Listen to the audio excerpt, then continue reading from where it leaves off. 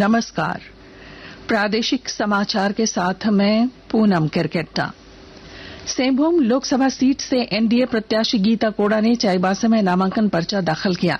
नामांकन के दौरान भाजपा के प्रदेश अध्यक्ष बाबूलाल मरांडी, राज्यसभा सांसद प्रदीप वर्मा और प्रदेश प्रवक्ता जेबी तुबित सहित कई वरिष्ठ नेता मौजूद थे। इधर सिंहभूम सीट से इंडी गठबंधन के उम्मीदवार जोबा मांझी कल नामांकन दाखिल करेंगी। खूंटी सीट पर एनडीए उम्मीदवार अर्जुन मुंडा और इंडी अलायंस के प्रत्याशी कालीचरण मुंडा भी कल नॉमिनेशन करेंगे।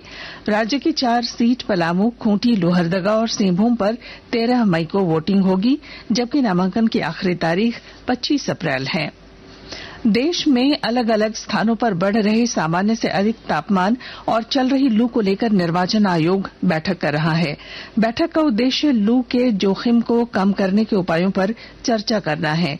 इस बैठक में मौसम विभाग के अधिकारी, राष्ट्रीय आपदा प्रबंधन प्राधिकरण और स्वास्थ्य मंत्रालय के अधिकारी भाग ले रहे हैं। मौसम विभाग के अनुसार अगले कुछ दिनों में देश के पूर्वी हिस्सों में लू का दौर जारी रहने की उम्मीद है। राजधानी के प्रभात तारा मैदान में रविवार को आईएनडीआईए की उलगुलान न्याय महारैली में हुई मारपीट मामले में सोमवार को दोनों पक्षों ने धुरवा थाने में प्राथमिकी दर्ज कराई है। एक पक्ष के चतरा लोकसभा सीट से कांग्रेस के उम्मीदवार केएन त्रिपाठी के भाई नंद गोपाल त्रिपाठी ने धुरवा थाने में मारपीट की धाराओं में प्राथमिकी दर्ज कराई। लोकसभा चुनाव के 5वें चरण के लिए अधिसूचना 26 अप्रैल को जारी होगी। चतरा सीट पर भाजपा के कालीचरण सिंह और कांग्रेस पार्टी के केएन त्रिपाठी उम्मीदवार के तौर पर मैदान में हैं।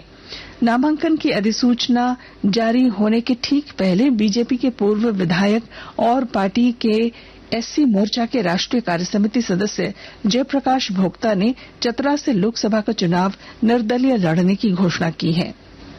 झारखंड हाई कोर्ट में राज्य में फुटपाथ दुकानदारों को हटाने के पूर्व उनका पुनर्वास करने को लेकर नेशनल हॉकर फेडरेशन की जनहित याचिका पर आज सुनवाई हुई। कोर्ट ने मौखिक तौर पर रांची नगर निगम के अधिवक्ता एलसीएन शाहदेव से लालपुर में सड़क पर लगे सब्जी मार्केट के दुकानदारों को हटाने पर हुई कार्रवाई की जानकारी मांगी।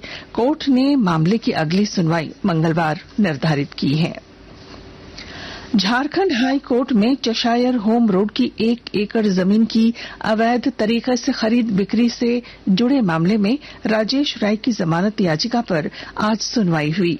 कोर्ट ने सुनवाई के दौरान ईडी से अनुसंधान से संबंधित रिकॉर्ड को शपथ पत्र के माध्यम से कोर्ट में 2 सप्ताह में दाखिल करने का निर्देश दिया है। मामले में अगली सुनवाई 8 मई को होगी। गुमला में लोकसभा चुनाव 2024 के तहत 13 मई को पहले चरण का मतदान होना है। पहले चरण में होने वाले मतदान में लोहरदगा संसदीय सीट के लिए नामांकन की प्रक्रिया शुरू हो गई है। और जानकारी के साथ हमारे संवाददाता। लोकसभा आम चुनाव 2024 के तहत आगामी 13 मई को सूबे में पहले चरण में मतदान होना है। पहले चरण में होने वाले मतदान में लोहरदगा संसदीय सीट के लिए नामांकन की प्रक्रिया शुरू हो गई है। 18 मई को अधिसूचना जारी किए जाने के बाद अब तक इस सीट के लिए 11 उम्मीदवारों ने नामांकन पत्र खरीदा है, जिनमें विभिन्न राष्ट्रीय, क्षेत्रीय तथा निर्दलीय उम्मीदवार शामिल हैं। जिला निर्वाचन पदाधिकारी सह उपायुक्त कर्ण सत्यार्थी ने बताया कि 18 से 25 अप्रैल तक जिला प्रशासन कार्यालय के आसपास 100 मीटर के दायरे में निषेधाज्ञा लागू है। इस दौरान एक उम्मीदवार को केवल 3 वाहनों को ही 100 मीटर की परिधि में प्रवेश करने तथा नामांकन पत्र दाखिल करते समय उम्मीदवार सहित केवल 5 लोगों को कार्यालय में प्रवेश करने की अनुमति दी गई है। नरेश कुमार, आकाशवाणी समाचार, गुमला। चतरा में एनटीपीसी टंडवा के स्टोर यार्ड में पिछले शुक्रवार आगलगी की घटना की जांच गठित टीम ने शुरू कर दी है। एनटीपीसी और भेल कंपनी के अधिकारियों के एक दल ने प्लांट का दौरा कर अधिकारियों से घटना की जानकारी ली और क्षति का आकलन किया। हालांकि एनटीपीसी और सहायक कंपनी भेल की ओर से अभी तक घटना से हुए नुकसान को लेकर कोई आधिकारिक बयान नहीं दिया है। आग लगने से पावर प्लांट की यूनिट 3 में लगने वाले कीमती सामान जलकर नष्ट हो गए हैं। और इसके साथ ही आकाशवाणी रांची से प्रादेशिक समाचार का ये बुलेटिन समाप्त हुआ। नमस्कार।